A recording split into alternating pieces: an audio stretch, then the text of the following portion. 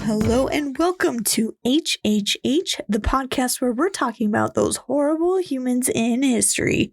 I am your host, Angela Pearson, and today we have an incredibly disturbing and infamous case to discuss.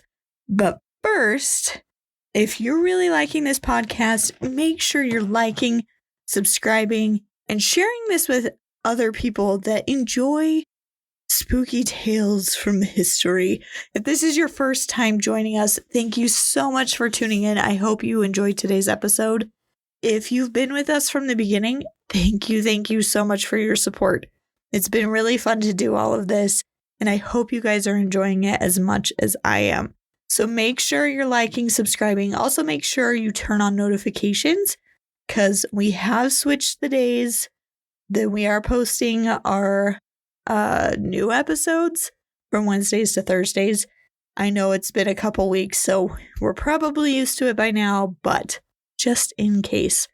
Also, if you have any recommendations of horrible humans that you would like me to cover on an episode, I am so happy to do that. I love doing episodes that you guys want to hear about, so be sure if you have someone you want to hear about, tell me about it. Send me a message, comment on this episode, whatever you would like to do. Just let me know. So today's story comes from across the pond in the United Kingdom. Now, this week's episode is a little bit different because we are actually going to be talking about two people at the same time. This story is actually about a husband and wife who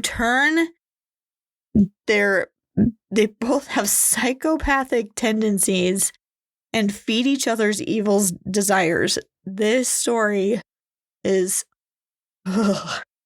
it'll give you the heebie-jeebies.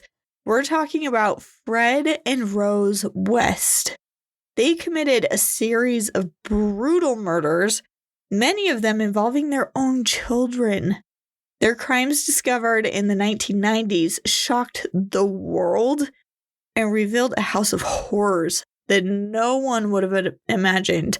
So buckle up, because this episode will take you through their early lives, their descent into evil, and how they were eventually brought to justice. So hold on, it's going to be a rocky road. Let's get into this.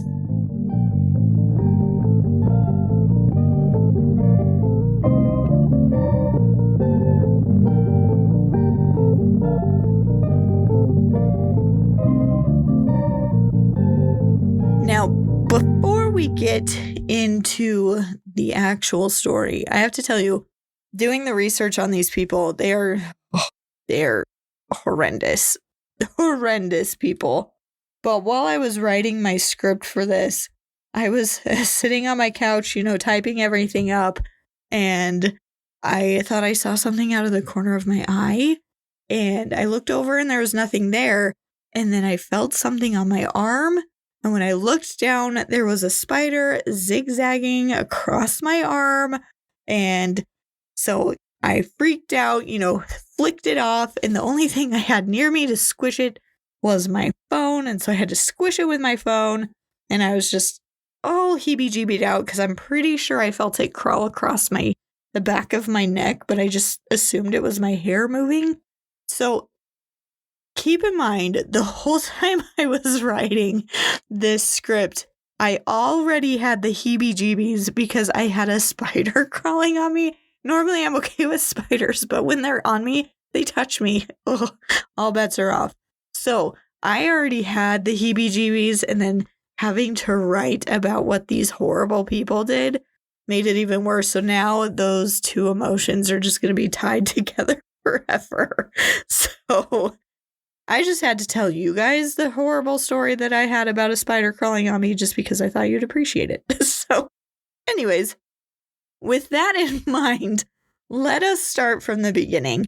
So, who were Fred and Rose before they became two of Britain's most notorious killers? That is the question. So, Fred and Rose West, I know you're going to find this as a bit of a shocker because this never happens with people on my podcast, but both of them had deeply disturbing childhoods that likely contributed to their later crimes. I know, mind blown, shocking, I know. I think we've done enough of these episodes to know that it is very rare that these horrible humans actually had a good childhood. I think we've had one or two maybe that had a pretty normal childhood. The rest have just had horrendous childhoods. So raise your children right, parents. Raise your children right.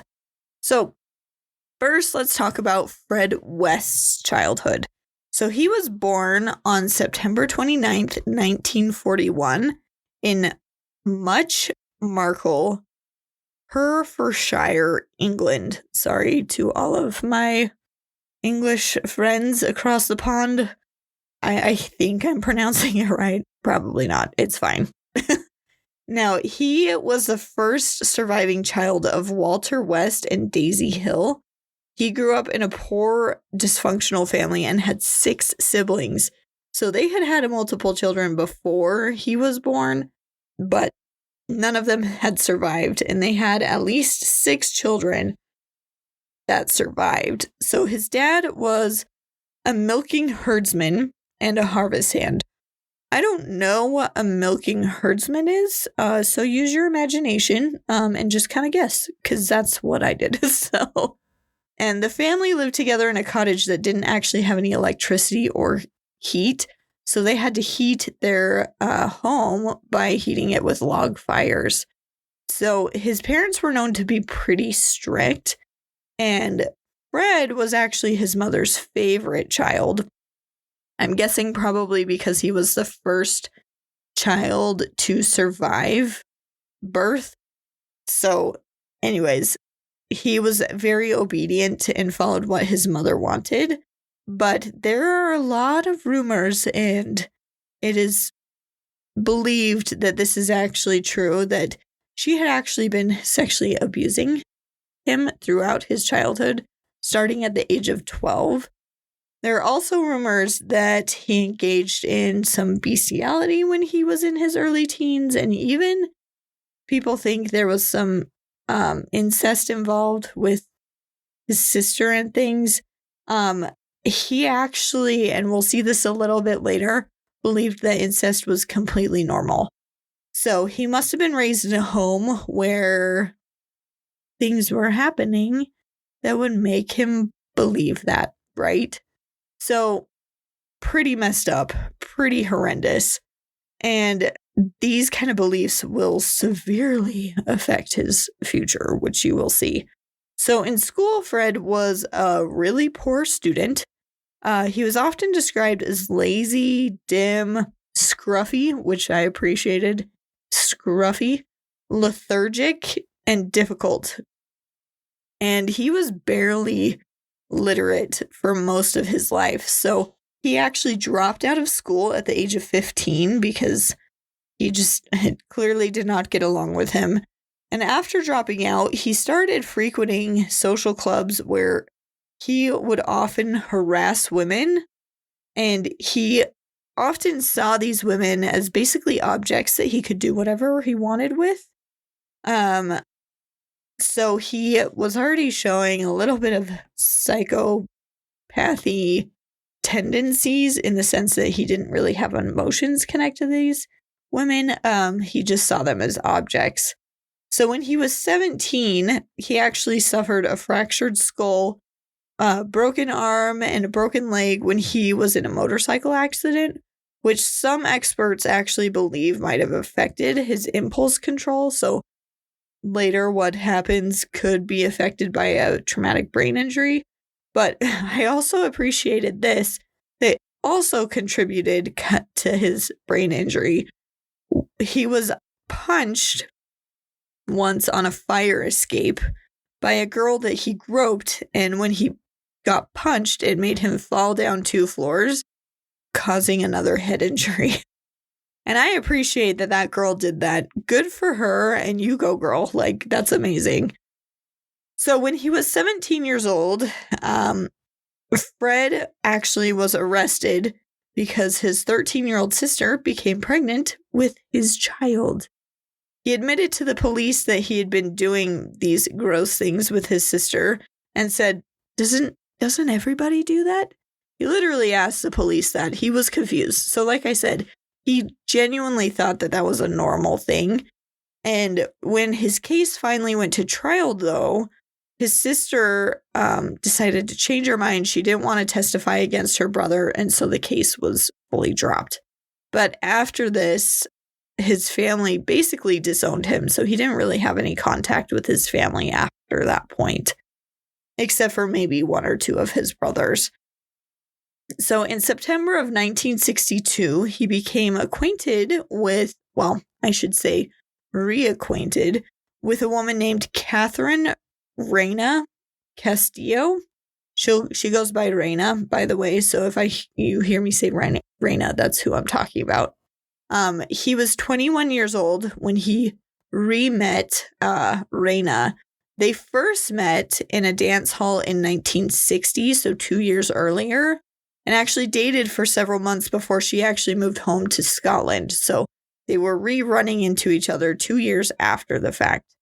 And when he re-met Reina, she was actually pregnant with another man's child, but Fred was okay with that. And the two were actually married on November 17th in 1962.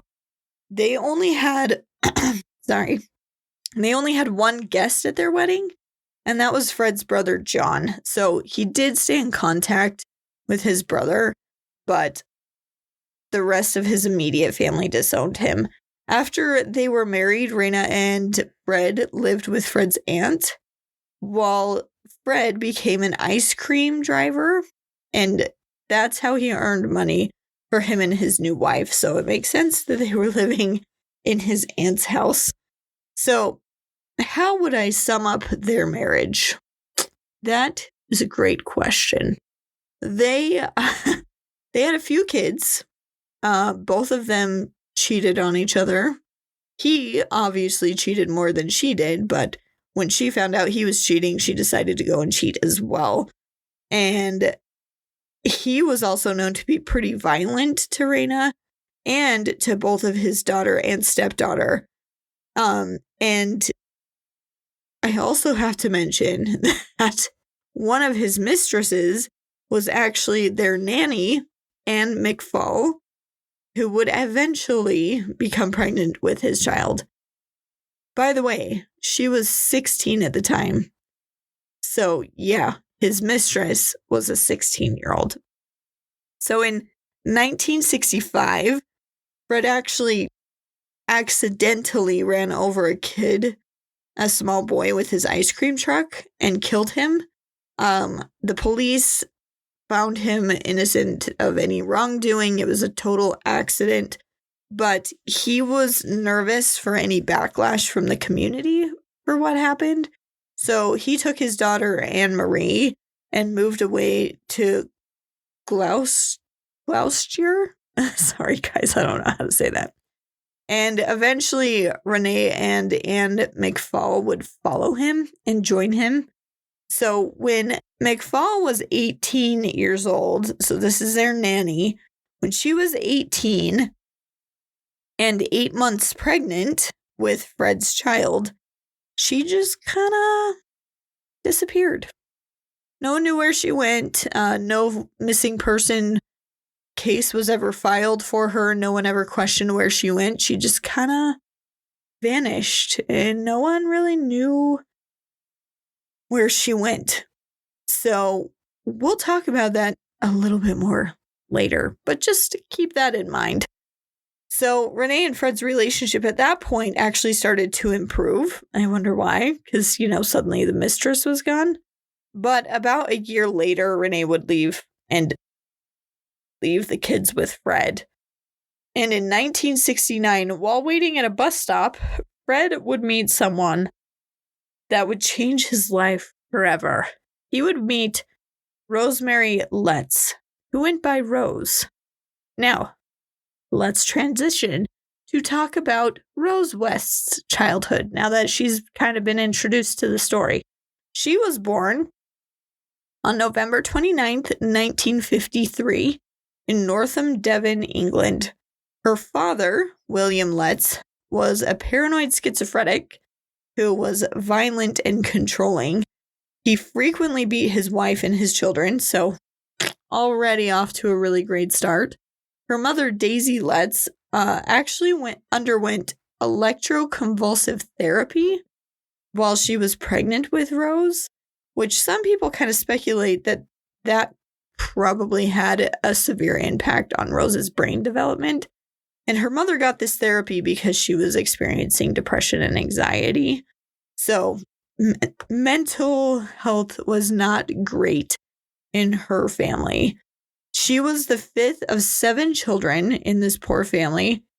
She was reportedly molested by her father, a pattern that continued into her teenage years. So, like I said, we can see that both of these individuals grew up with a very skewed view of how to experience intimacy and the appropriateness of sexual relations with certain people. They had very, very skewed views. And to prove this point even further, instead of rejecting her father's abuse and being appalled by it and like ashamed or whatever, Rose actually seemed to embrace it and really enjoyed it. Ugh, which is so gross. And this later would play a pretty significant role in her disturbing relationship with Fred. So you can see that they have some pretty messed up views on this stuff. And from a young age, Rose actually displayed a lot of inappropriate sexual behaviors, including like when she was in her teenage years, just walking around the house naked in front of her younger brothers. And in some of the documentaries that I watched, it said that she even liked to sit naked and watch cartoons while eating cereal. Or was it marshmallows? I can't remember. One of those two things. And it's also thought that she did inappropriate things with her younger brothers as well when she was a teenager. So super messed up. And she was also known to be very aggressive, and she bullied her siblings and showed very, very little empathy towards anyone. And she did really poorly in school, and eventually her parents separated, and she would originally move in with her mother, but then decide to move in with her father. So her pre-Fred life is a lot shorter than Fred's because she was only 15 when she met Fred. Rose met Fred in 1969 when she was just 15 and he was 27. Yeah, keep that in mind. Now, she would become his full-time nanny for his children, and their relationship would just develop from there. Now, initially, when Rose first met Fred, she was actually really turned off by his appearance because, remember, scruffy? He was very scruffy, very unkempt, but she was eventually charmed by his smooth talking and super friendly manner. He was really good at making people believe that he was just this friendly, amazing guy. And their equally awful childhoods and their desire to do violence made them a perfect fit for each other, which is so sad because this is where things start to take a pretty dark turn for their story. So after a few months of dating, Rose would actually introduce her brand new boyfriend to her family. And obviously, her parents were pretty upset and actually reported Fred to the police for sleeping with a teenager. And because of this, Rose was actually placed in a home for troubled teens in August of 1969. But shockingly, she did what a lot of teenagers do. She rebelled. So on the weekends that she was actually allowed to go visit home, she went to see Fred instead. And at the age of 16, Rose left the home and moved into Fred's flat while she was waiting for him to get out of prison. Yeah, that's right. This guy's a winner. So she gets out of this troubled teen home, goes straight to his apartment. He's in prison for theft. Soon after he was released, it was actually discovered that Rose was pregnant with Fred's child. Some people suspect it might have been her own father's child, but most people just believe it's Fred's child. And so she chose to stay with Fred. And soon after giving birth, Fred would be arrested again and serve a 6.5-month sentence, leaving the now 17-year-old Rose to watch 3 girls.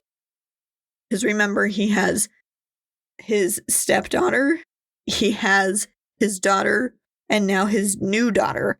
So he's got 3 girls that 17-year-old Rose is now forced to take care of. Now, she was fairly abusive and neglectful to these girls. It was not a happy home. It was not a good place. Well, on January 29th, 1972, Fred and Rose were married at the Gloucester Register office, with Fred claiming that he was a bachelor. I mean, technically at this point, he's still married to his first wife, right? Or is he? Or is he not? Dun, dun, dun. Spoilers. Fred was already involved in criminal activity when he met Rose, and he had a history of petty theft. But when him and Rose finally became an item, his crimes drastically changed and escalated like crazy. After meeting Rose, their sadistic tendencies intensified. Together, they committed unimaginable crimes, including the abduction, torture, and murder of young women, some of whom were their own children. So, from this point forward, we're going to kind of go through a chronological timeline of the crimes that these 2 sadists committed.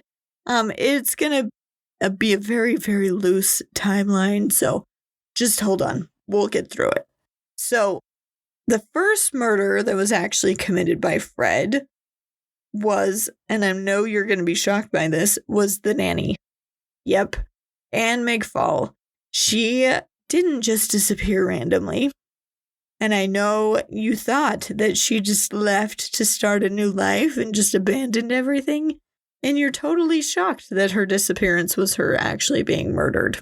I'm being sarcastic. She was murdered by Fred because she was pregnant. That's what happened. The next murder was actually committed by Rose. So Fred's stepdaughter, Charmaine, went missing just before Fred was going to be released from prison on June 24th, 1971. And when they asked, like when people would ask where the little girl went, Rose would just tell them, well, she went to go live with her mother and good riddance. Well, there's only one problem with that suggestion. Well, it's her mother would also be dead soon when she came looking for her missing daughter. So in August of 1971, so her daughter goes missing in June. In August of 1971, Fred's current wife comes and confronts him about where their daughter is. And this would, it was her daughter, remember, because she was pregnant with someone else's. So it's, where is her daughter? And that would be the last time that anyone would see her. It's believed that Fred actually strangled her in the back of his Ford Popular. They also think she might have been sexually assaulted before she was killed, so he didn't technically lie when they got married that he was a bachelor, because he knew that his wife was already dead.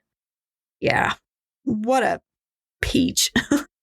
After Fred and Rose were married, Rose actually started working as a prostitute and used their upstairs room as her service area. And they also had lodgers living in their home, whom Rose and Fred would have relations with, both male and female people that were staying with them. And oftentimes it was a threesome kind of situation. They really enjoyed causing pain to their extracurricular partners. And this joy in causing pain would escalate pretty quickly. And you got to remember, there are still children living in this house.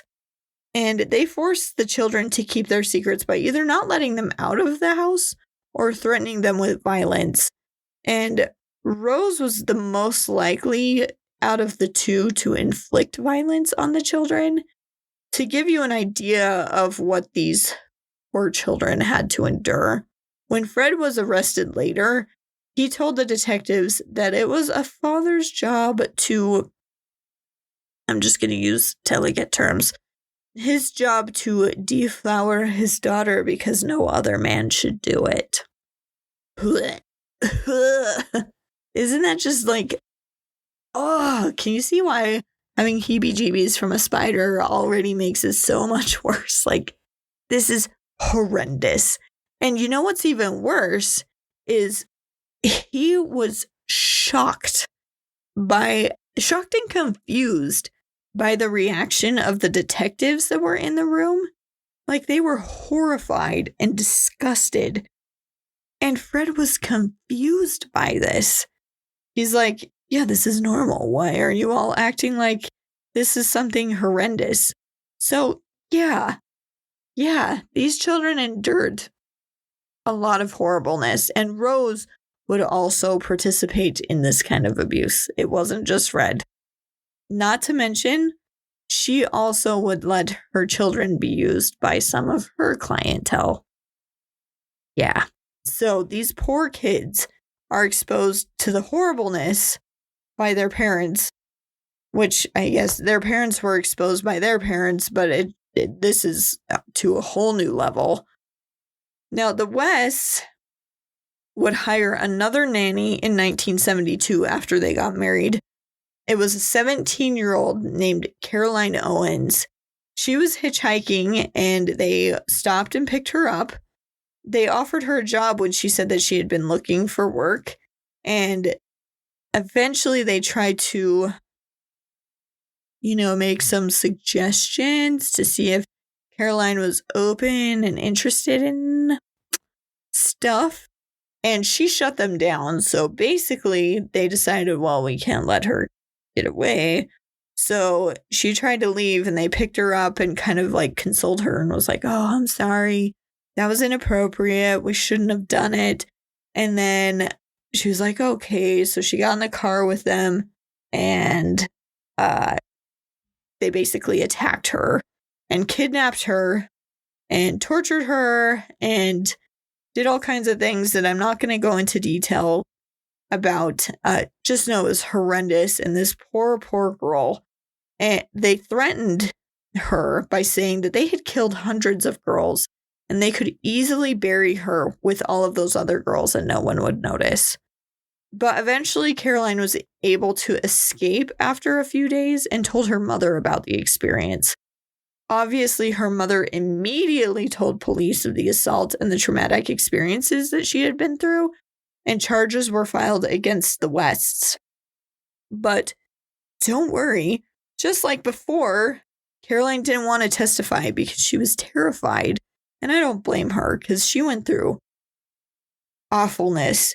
And so the charges were dropped and they were actually found guilty of lesser crimes and were only fined 50 pounds each. And then they walked free after everything they did to her, which is disgusting.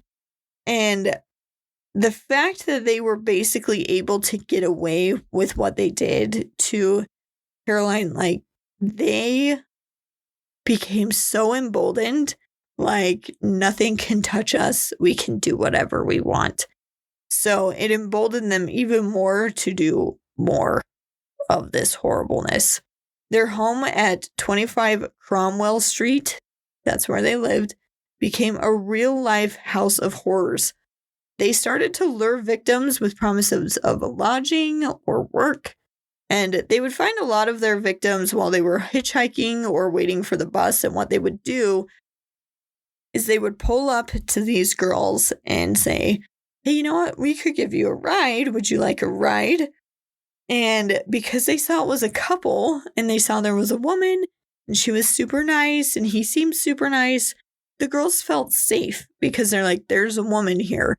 Nothing's going to happen to me. So they would get in the car, and obviously it wasn't the case. They were safe because Rose was just as bad, if not worse, than Fred. And once they were able to get the girls home, they would subject them to horrific abuse before killing them and then burying their remains in the property.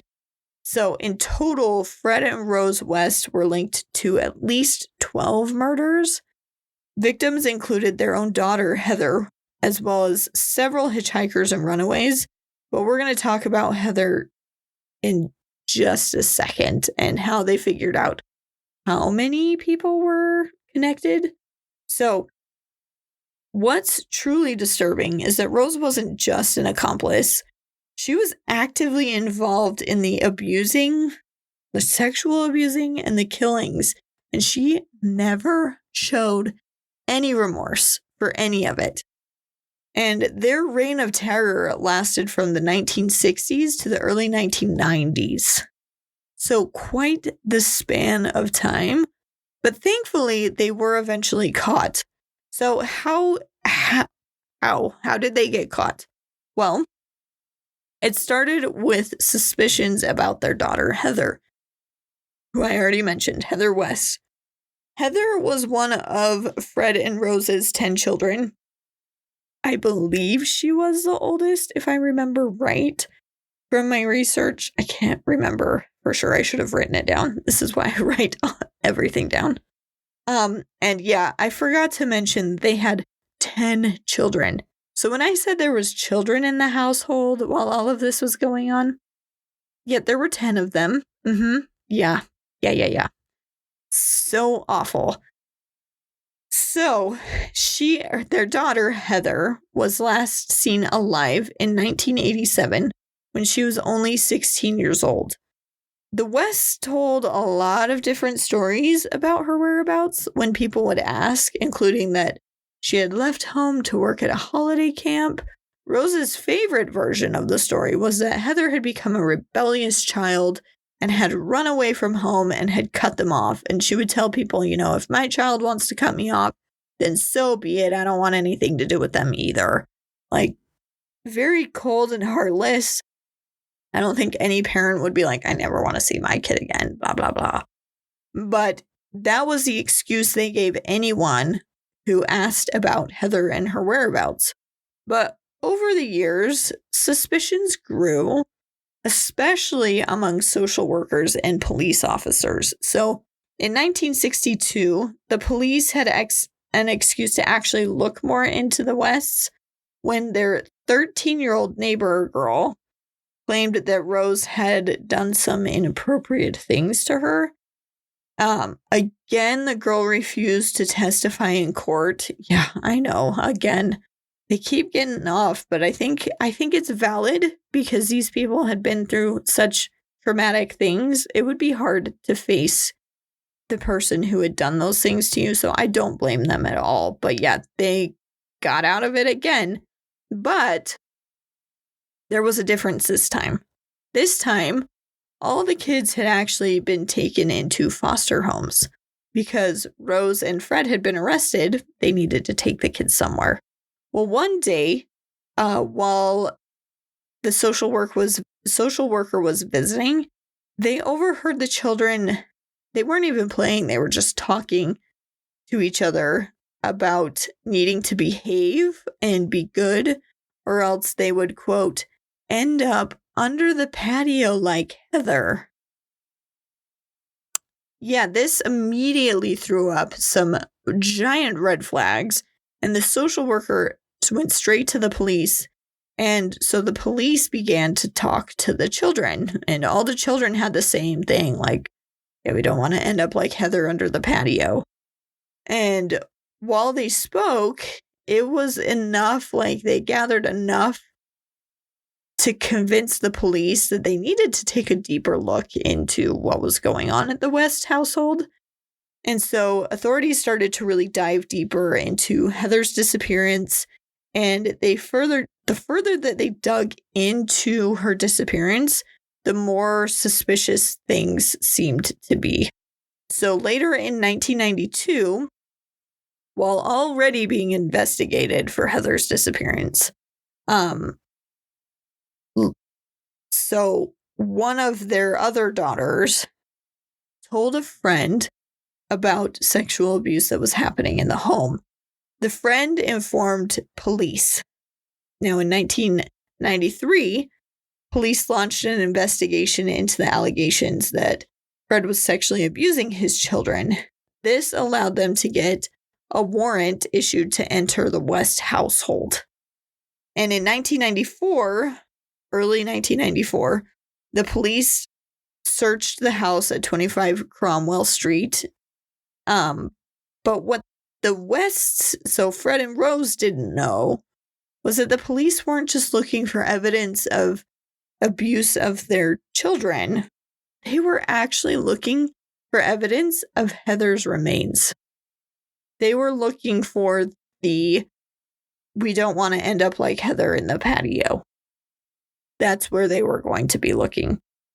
Now, when they arrested Fred, he at first denied that he had any involvement with the disappearance of their daughter, Heather.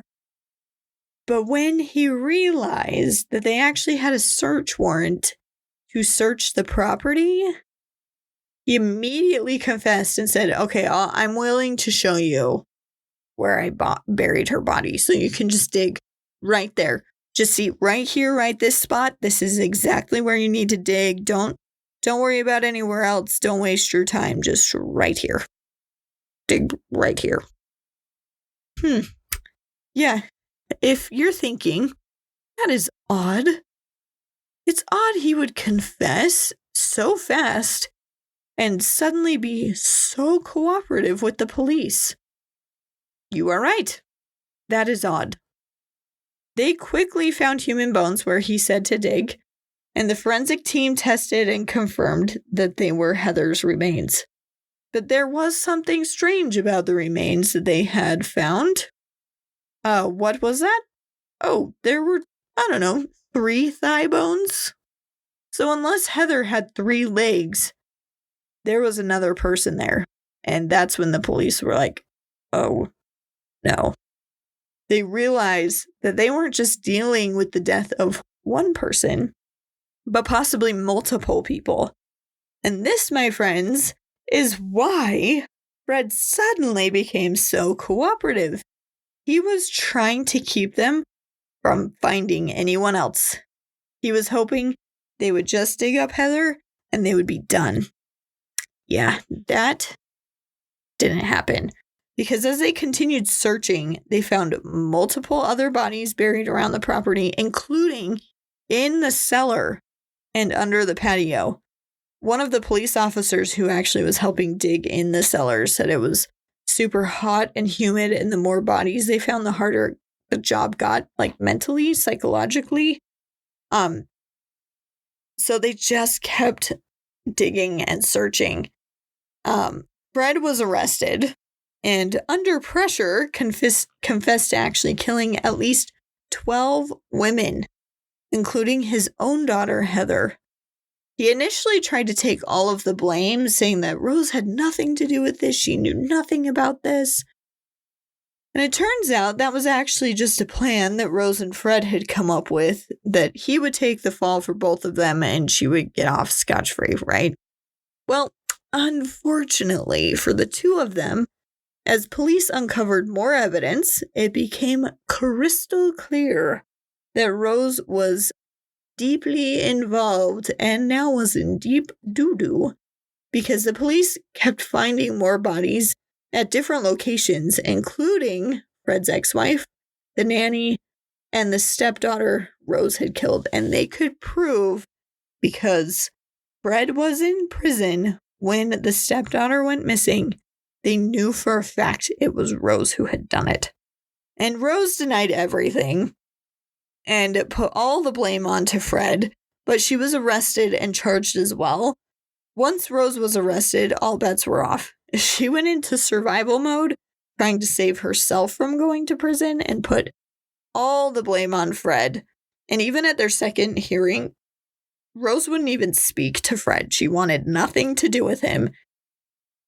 And that actually devastated Fred.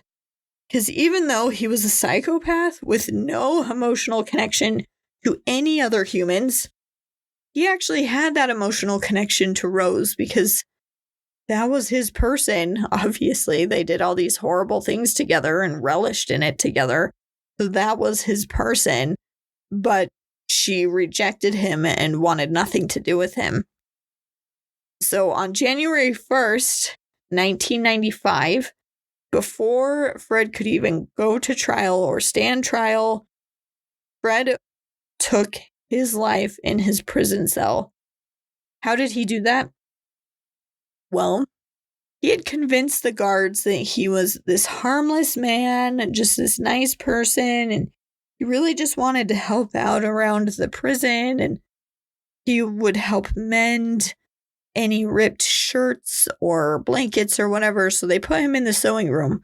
Well, what he would do while he was in the sewing room is he would take strips from shirts or blankets and sew them together until he formed a rope, which he used. So that is how he did it. So he died at HM prison in Birmingham. And then this left Rose to take the heat for all the murders and all the horribleness that they did to these people. Because on these women's bodies, they would find evidence of the kinds of torture and horribleness that they endured. Because they just left it on them when they buried them. So, yeah, I won't go into details. It was horrible. So Rose went to trial later that year and was convicted of 10 murders. So not all 12, just 10 of them. And she was sentenced to life in prison without parole, which is one of the harshest sentences ever given to women in the UK, which honestly I don't believe, because I know their royalty killed women. Henry VIII, anyone? They got some death sentences there, but I guess it's more modern day UK is what they're talking about. They should specify that, but anyways, I personally think she deserved a death sentence for all the horrible, awful things she did to her victims. And to this day, she remains behind bars, so she's still kicking it. She's still there. So the crimes of Fred and Rose West shocked Britain and the world. Their legacy is one of absolute horror, leaving scars on victims, families, and the entire community. One of the biggest myths is that Fred was the true mastermind behind all of this. Oh no, absolutely not. Rose was not just a bystander. She was just as sadistic, if not worse, than him. I could see her being more of the puppeteer, and he was the puppet. And he just did what she wanted and enjoyed what she wanted. But she probably was calling the shots, if I had to guess. Now, the house that they lived in at 25 Cromwell Street was eventually demolished in an attempt to erase that gruesome history. It's now a public walking path, I believe. But the impact of their crimes can never be forgotten. Like, I've always thought, if there's a woman present, I'm safe. If I see a man and a woman, I'm safe. Yeah, I don't think that anymore. Yep, I trust no one. That's what this podcast has done to me. I trust no one. But it's fine. It's better that way. Probably not. Anyways, their story is just a chilling reminder that evil can actually lurk behind closed doors, even in seemingly normal neighborhoods. So That's the story of Fred and Rose West. And because of the way that they would torture and abuse and just the evil, sadistic things that they did, they are our horrible humans in history for the day. And if you thought that this was interesting, please be sure you're sharing it with people that like true crime, like history. Also, let me know what you think. Are these two kind of the worst? I know I didn't go into like tons and tons of detail. I gave you enough to know they are the worst. So if you have any suggestions for any future episodes, be sure to send them my way. Again, make sure you're liking and subscribing and sharing this with anyone who would like true crime. Next week is our 50th episode. I'm excited because we are going to do someone I know you've all been waiting for me to do. I absolutely know that. And I'm not going to tell you who it is. You're just going to have to tune in and find out. And I will give you a heads up. I do have to travel for work next week. Hopefully I get to see Madame LaLaurie's house. Like, if I do, I will post pictures, but I have to travel for work. So if the episode's delayed a little bit, I am so sorry. My plan is to get it out to you on time, but just a little heads up just in case. But I'm excited. Make sure you tune in. This is someone everyone, I am sure, has wanted to hear about and has been waiting for me to do an episode on this person. So make sure you tune in, and I will see you next week on Horrible Humans in History. See you later, guys.